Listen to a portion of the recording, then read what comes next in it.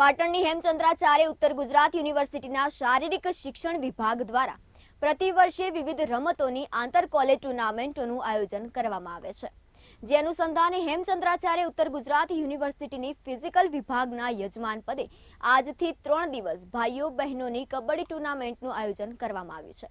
જેના ભાગરૂપે સોમવારે સ્પોર્ટ્સ સંકુલ ગ્રાઉન્ડ ખાતે આંતર કોલેજ ભાઈઓ બહેનોની સ્પર્ધાનું આયોજન કરવામાં આવ્યું હતું।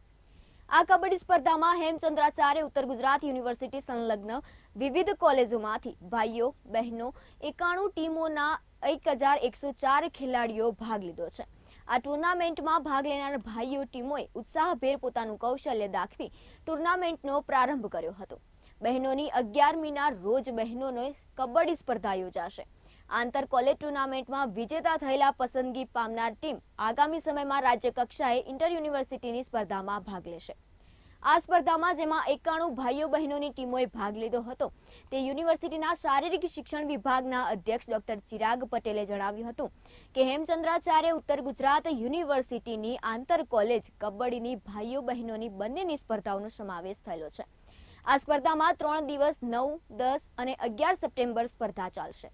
ભાઈઓની 61 ભાગ અને બહેનોની સ્પર્ધામાં 31 કોલેજોએ બહેનોની સ્પર્ધામાં ભાગ લીધો છે। આમ 91 ટીમોએ ભાગ લીધો છે। આ સંપૂર્ણ સ્પર્ધાનું આયોજન ડિપાર્ટમેન્ટ ઓફ ફિઝિકલ એજ્યુકેશનના યજમાન પદે કરવામાં આવ્યું છે અને આગામી સમયમાં જે ઇન્ટર યુનિવર્સિટીમાં ટીમોને પસંદગી થશે એ આ સ્પર્ધા દરમિયાન ખેલાડીઓની શ્રેષ્ઠ પ્રદર્શન કરનાર ખેલાડીઓને પસંદગી પામશે। ત્યારબાદ એમાં કોચિંગ કેમ્પ અને તે પછી યુનિવર્સિટી સ્પર્ધામાં રમવા જશે।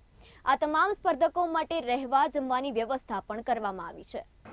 હેમચંદ્રાચાર્ય ઉત્તર ગુજરાત યુનિવર્સિટીની આંતર કોલેજ કબડ્ડીની સ્પર્ધા આજ રોજ એટલે કે 9 તારીખથી શરૂ થઈ છે, જેમાં ભાઈઓ બહેનોની બંનેની સ્પર્ધાનો સમાવેશ થયેલો છે। આ સ્પર્ધા 3 દિવસ ચાલવાની છે। 9, 10 અને 11 સપ્ટેમ્બર સુધી આ સ્પર્ધા ચાલશે। ભાઈઓની સ્પર્ધામાં કુલ ટોટલ 61 કોલેજોએ ભાગ લીધો છે। બહેનોની સ્પર્ધામાં ટોટલ 31 કોલેજોએ બહેનોની સ્પર્ધામાં ભાગ લીધો છે। આ સંપૂર્ણ સ્પર્ધાનું આયોજન ડિપાર્ટમેન્ટ ઓફ ફિઝિકલ એજ્યુકેશનના યજમાન પદે કરવામાં આવ્યું છે અને આગામી સમયમાં જે ઇન્ટર યુનિવર્સિટીમાં જે ટીમોની પસંદગી થશે એ આ સ્પર્ધા દરમિયાન ખેલાડીઓની શ્રેષ્ઠ પ્રદર્શન કરનાર ખેલાડીઓની પસંદગી પામશે। ત્યારબાદ એમનો કોચિંગ કેમ્પ અને પછી તેઓ યુનિવર્સિટીને રિપ્રેઝેન્ટ કરશે।